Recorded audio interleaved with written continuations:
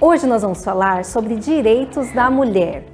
Vamos falar sobre a mulher que está gestante, quais são os seus direitos e deveres, e também para quem é o empregador, quais os direitos e os deveres que ele tem quando emprega uma gestante. O programa de Mulher para Mulher começa agora.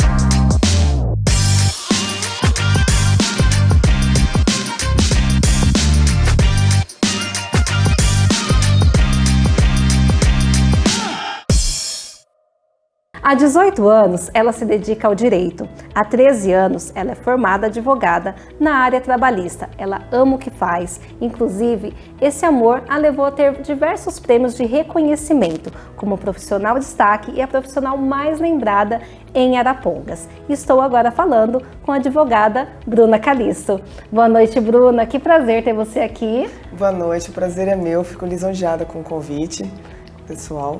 Obrigada por ter aceitado o meu convite. E Bruna, de onde que surgiu esse amor pela advocacia? Bom, na verdade o direito já está incorporado na nossa família, né?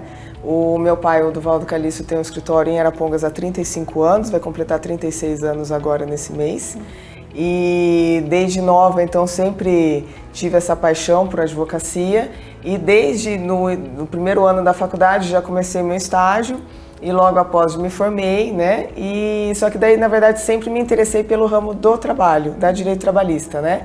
Então, desde então, só faço, a minha especialidade é o direito do trabalho. É isso que eu ia te perguntar, né? O que te motivou a ir para a área trabalhista especificamente?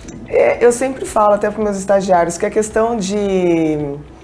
o direito, ele invoca muitas áreas, né? Você tem um leque aí imenso. Só que cada pessoa acaba tendo uma afinidade. O meu pai mesmo nunca teve essa afinidade, esse afinco com o trabalhista. E mesmo durante a faculdade eu fui tendo esse interesse.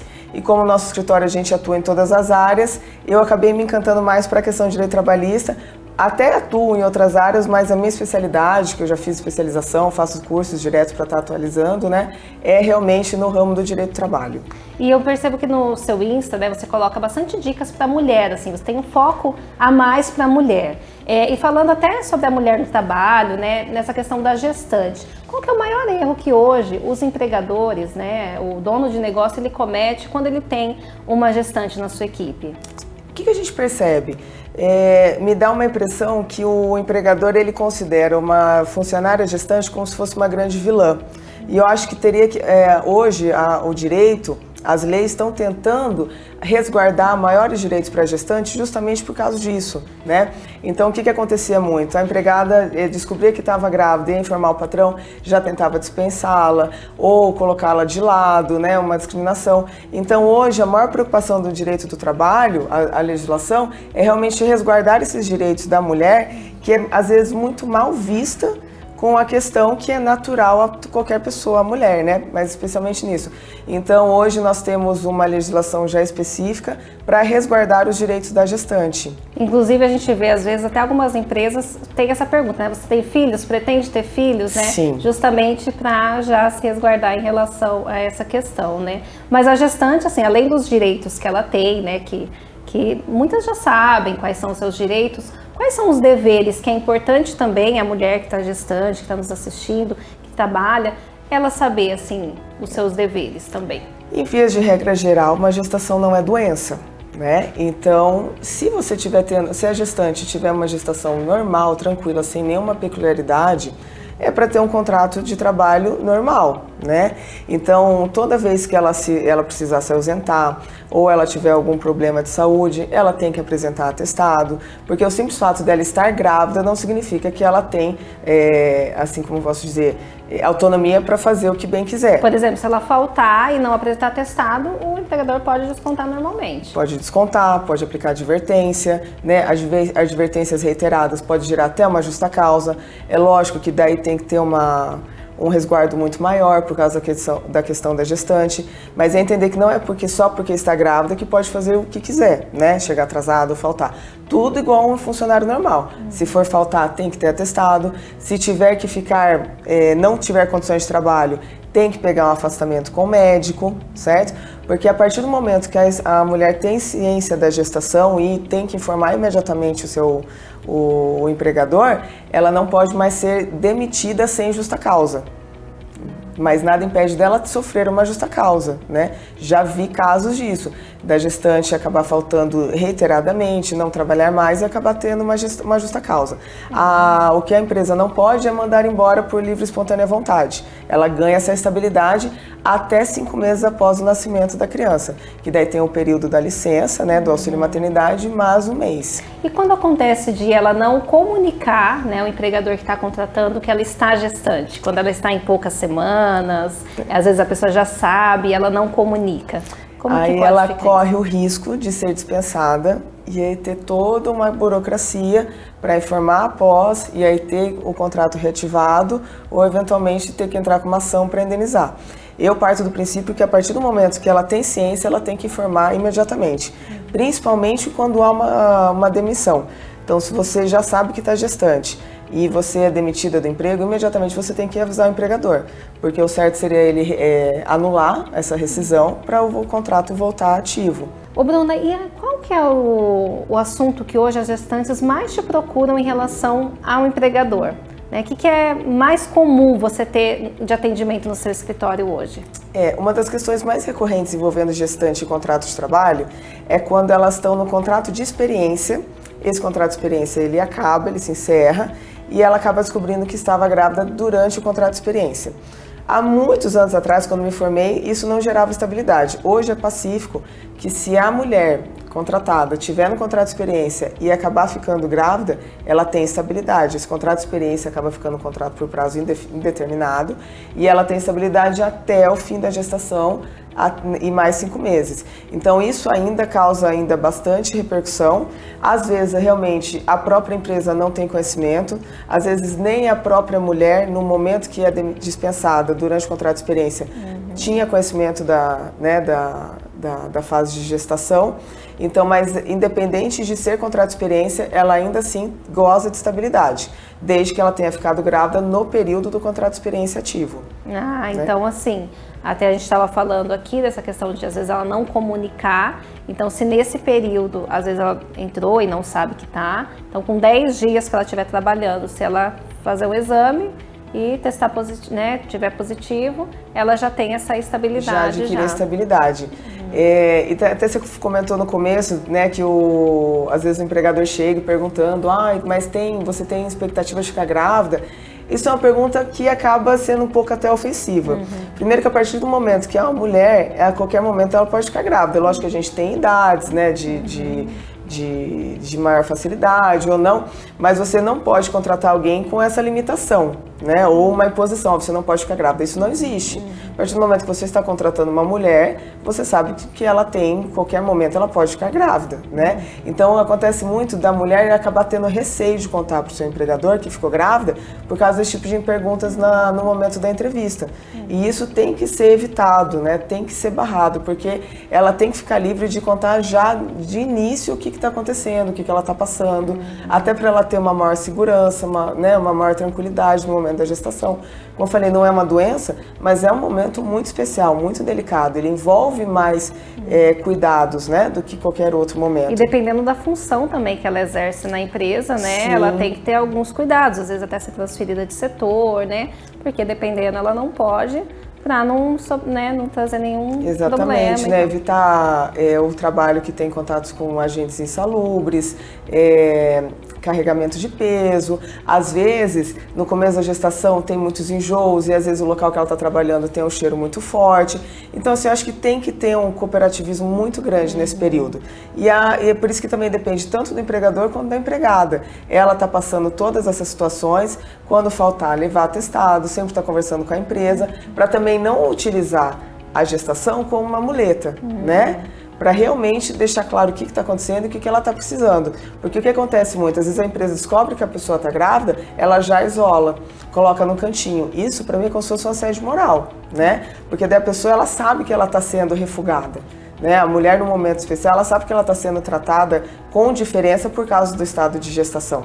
E por isso que muitas vezes elas têm receio de contar.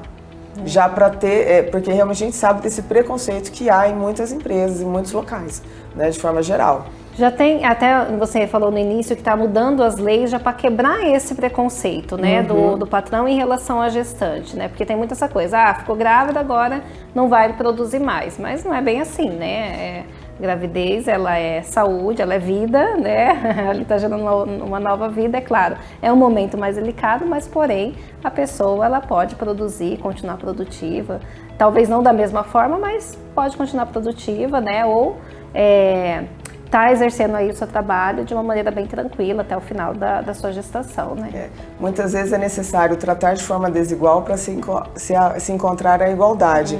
É isso que está sendo muito debatido no Tribunal Superior do Trabalho, nos tribunais regionais em geral, né? Até teve um protocolo recentemente lançado, está tendo várias palestras, porque realmente a mulher nesse momento não é que ela, como eu falei, não é uma doença, mas ela tem que ser tratada de uma forma desigual para alcançar a igualdade.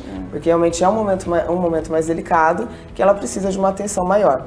A outra dica também que estava falando com você, que é muito importante para as empresas, caso decida fazer um acordo, porque às vezes a própria funcionária gestante não quer mais trabalhar, quer a rescisão do contrato, ou após o período da estabilidade, eu sempre indico para fazer uma rescisão acompanhada de sindicato, né? Para ter mais garantia para as duas partes, tanto para o empregador quanto para a empregada, que realmente está sendo feito, as partes estão em consenso, está tudo ok, para depois no futuro acabar não enfrentando uma ação trabalhista, né? E achar que já estava tudo resolvido. Então, para a gestante, eu sempre indico, independente do período de tempo, não ter passado mais de um ano, ou não estar amparada por sindicato, que hoje não é mais obrigatório, mas está fazendo a homologação da gestante, a rescisão, com a homologação no sindicato. Então, você que está nos assistindo, né, que é empregado, né, você tem, né, que está gestante ou que pensa em engravidar, então é importante que você já busque, né, já informações sobre os seus direitos, os seus deveres, e você também que é dono de negócio, que é empreendedor, também que você se esclareça, porque como a Bruna aqui bem disse, né, está mudando bastante coisa na lei, então de forma que fique aí uma igualdade, né, para ambas as partes. E aí também falando, né, em outubro nós tivemos o Outubro Rosa, né, que a gente conscientiza as mulheres a fazer o exame do toque, a se cuidar, a fazer exames, né? E aí você até comentou e eu achei muito interessante a gente trazer isso no nosso programa, que as mulheres, quando ela tem a doença, né, que é o câncer, ela tem alguns direitos que muitas vezes elas desconhecem. Quais são esses direitos? Na verdade, daí nem é só para a mulher, né? O câncer, de forma geral, tem algumas leis específicas que tenta dar maiores garantias para o cidadão que está enfrentando essa doença. No caso da mulher, é câncer de mama, que é o mais comum, né, que a gente sofre, mas câncer de útero, qualquer tipo de câncer. Tem alguns tipos de, por exemplo, você conseguir sacar o seu fundo de garantia, né? A isenção de IPVA de veículo. A questão da isenção do IPVA, que eu postei esses dias e muitas pessoas perguntaram, mas como que eu faço? Hoje em dia o sistema está muito informatizado, né, tentando a maior facilidade mesmo de acesso a todos. Então, a partir do momento que ela tem um diagnóstico de câncer, né, um atestado, e se o veículo tiver no nome dela, isso é importante, né, porque tem que estar no nome da pessoa portadora da doença, ela pode acessar no próprio site do Detran Paraná e lá ela vai encontrar o link direcionado já específico para questões de isenções de IPVA. E ela faz tudo pela internet mesmo, ela pode dar entrada nesse pedido, né? Enviar os documentos, é lógico que ela pode pedir ajuda de um despachante ou ir pessoalmente até um Detran da cidade, né? Para ficar mais fácil, para estar passando essas informações. Mas não costuma ser tão burocrático, ele é até fácil, só que é uma notícia que não é tão divulgada, até porque não é do interesse do Estado ficar tendo essas reduções, essas isenções. E em que estágio daí a pessoa pode estar, né, tendo esse direito? Assim, depois que ela já passou pela cirurgia, que ela está fazendo quimio, igual quem está nos assistindo, às vezes está no processo de quimioterapia, em qual estágio que ela pode estar? A partir do momento que ela foi diagnosticada, né? Porque cada câncer é tratado de uma forma. Às vezes a cirurgia é a última etapa, às vezes a cirurgia é a primeira, para depois fazer as sessões de químio, ou rádio, ou imuno, né? Como tem esse leque de formas de tratamento, a partir do momento que ela recebeu o diagnóstico, ela está amparada pelas leis específicas de isenções para portadores do câncer, até o final do tratamento, até ela atingir a alta, né? A cura definitiva. Então, tanto pode ser bem no estágio inicial, pode ser no meio, pode ser ao final. Enquanto ela estiver no tratamento, que ela estiver diagnosticada como portadora de câncer, ela pode estar fazendo essa solicitação. E isso vale tanto para o homem quanto para a mulher, tá? A gente está falando aqui mais focado na mulher, mas, né, você também, que é homem, que está nos assistindo, também tem o mesmo direito, né, Ana? Sempre importante procurar um advogado, porque às vezes tem alguma coisa específica, questão de gratuidade no tratamento, ou o SUS, né, tá dando algum suporte. Então tem várias coisas que eu acho que vale muito a pena. A partir do momento que você é diagnosticado, né, tentar verificar tudo o que você pode ter de proveito, o que o Estado, o que a União pode estar te beneficiando nesse período ali que você realmente vai precisar de um amparo maior, que às vezes as pessoas não conseguem mais trabalhar, então tem uma redução da renda financeira, né? Então é com esse intuito que o Estado tenta prover de algumas formas algumas isenções de impostos. Ah, legal. E aí é só o câncer especificamente ou tem outras doenças que também entram nessa? Tem muitas doenças, muitas mesmo. Uma que está caindo muito que está sendo muito utilizada, por exemplo, são pais de crianças com autismo, portadores de autismo, né? Que antes não era tão falado, hoje em dia está sendo muito discutido, muito divulgado. Eles também têm isenções, porque às vezes com uma criança com algum tipo de deficiência, de um grau de autismo muito grande, os pais não conseguem mais trabalhar. Então, esse tipo de incentivo que o governo tenta fornecer a essas famílias. Ai, muito bacana, porque realmente, né, agora está sendo bastante diagnosticado, né, essa questão do autismo, até do déficit de atenção também, né, então muitas vezes o pai é o próprio responsável e é ele que tem que acompanhar o filho no tratamento, né, então muito importante aí, você que está nos assistindo, né, ver qual que é o seu direito, né, e exercer dele, né, se você tem aí um direito, nada melhor do que você ir atrás e ver de que forma você pode, né, usufruir desse direito também. E qual que são os casos que você mais tem lá no seu escritório de busca das pessoas, né, a favor desse direito? O pessoal mais procura tentar sacar o FGTS, os pais, né, de crianças portadoras de autismo, e também na compra de veículos também, que eles têm um grande desconto. Agora eu não vou saber exatamente os valores, mas eu sei que eles conseguem comprar veículos em nome da criança com um desconto muito atrativo. Porque também eles têm a própria concessionária, a revenda, ela consegue abatimentos de impostos, então o valor fica muito atrativo. Então, normalmente, assim, os pais que procuram para fazer a aquisição de um veículo, tem que ficar no nome da criança, né? Eles conseguem, e saque de FGTS, e às vezes a única coisa que eles tentam também é tentar um benefício como LOAS, para tentar melhorar a renda, só que daí é para famílias realmente de baixa renda para conseguir, né? Porque ainda a gente não tem uma legislação específica, está em trâmite ainda no Congresso, de conceder para mães de crianças com qualquer tipo de problema que se tornem incapacitadas, que são incapazes e que a mãe realmente tem que passar todo o tempo cuidando, de receber um salário mínimo. Acho que isso vai ajudar muito, mas isso ainda está em trâmite, ainda essa legislação. Aí o que a gente tenta é conseguir um LOAS, mas aí normalmente para famílias de baixa renda. E aí os pais, né, que estão nos assistindo, eles têm que entrar com um advogado para conseguir esse direito. Na verdade, não é necessário, não é obrigatório muitos desses pedidos irem até um advogado.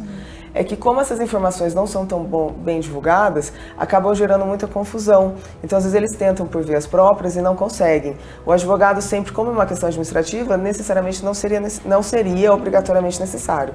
Mas, às vezes, por falta de informação, às vezes é melhor procurar um advogado e conseguir um benefício do que ficar, né, ali tentando e não ter o que realmente é de direito. Por falta de informação, às vezes, até da pessoa, né, que é a beneficiária, mas também, às vezes, do próprio órgão, né, de um funcionário da Caixa, exatamente, por exemplo. De não passar as informações corretas e ela ficar sem esse benefício. E isso demora, assim, não falando do benefício, mas a questão do saque da FGTS ou da compra do veículo? Tudo que envolve Caixa Econômica não é tão rápido como a gente gostaria, né? Então é muito particular de caso a caso da forma que uma Caixa vai responder. Se eles negarem, realmente tem que entrar por vias judiciais. Se eles aceitarem, já é administrativamente com os documentos solicitados, nem precisa de passar por advogado. E pra gente finalizar, Bruna, eu vou fazer um bate-bola, que eu inicio a frase e você complementa com a primeira coisa que vier na sua cabeça, tá? Ok, sou péssima. Mas vamos lá, vai dar certo. Vamos lá. Ó, eu amo a minha vida porque...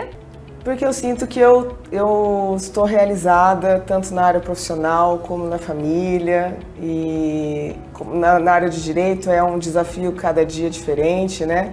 Nós não temos uma monotonia, a gente tem uma rotina, mas cada dia é um desafio novo, um problema novo a ser solucionado e sempre em prol de ajudar alguém.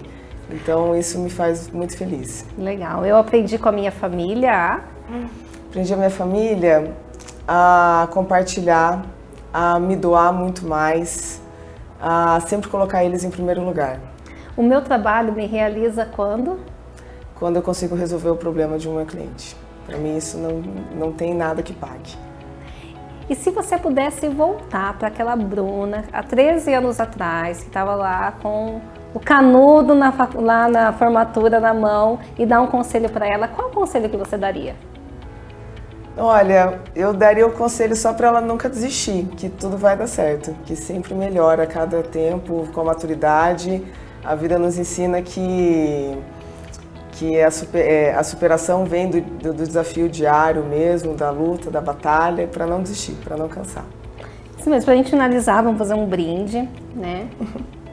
Bruna, quero te agradecer, né, por ter aceitado o meu convite de vir aqui ao nosso programa, passar um pouquinho, né, para essas mulheres, seus direitos, né, a gente falou aqui sobre a gestante, sobre essa questão de quem tem essa doença do câncer, né, então muito obrigada por compartilhar isso com a gente, por trazer isso ao público e que esse amor que você tem pelo direito, né, que fica muito claro, muito explícito nas suas redes sociais, assim, que isso continue, né, te trazendo muito sucesso e que você almeje ainda muito mais do que você sonha e deseja. Tá muito bom? Obrigada. Tchim, tchim.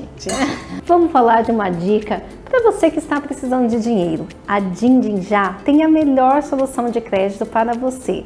De Arapongas, Apucarana e toda a região. A Din Din Já atende em todo o Brasil.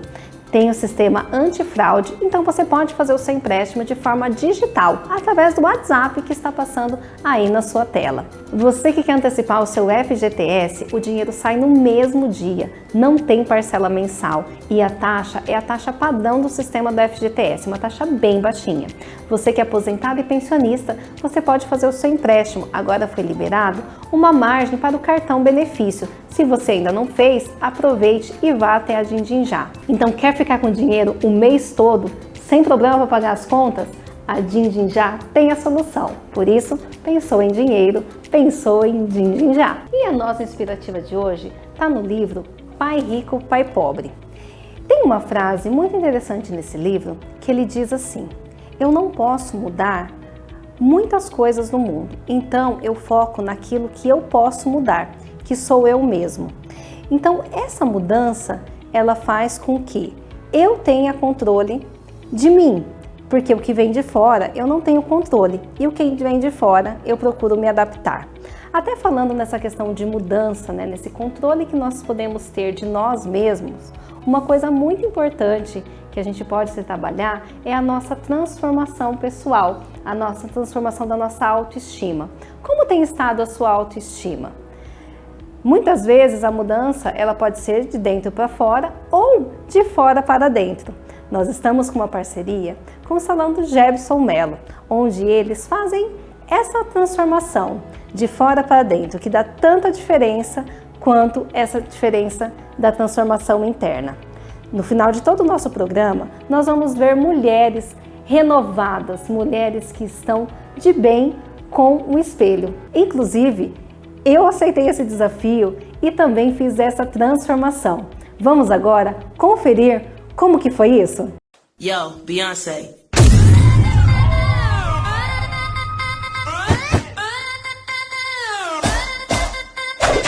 Some of them men think they freak just like we do, but no, they...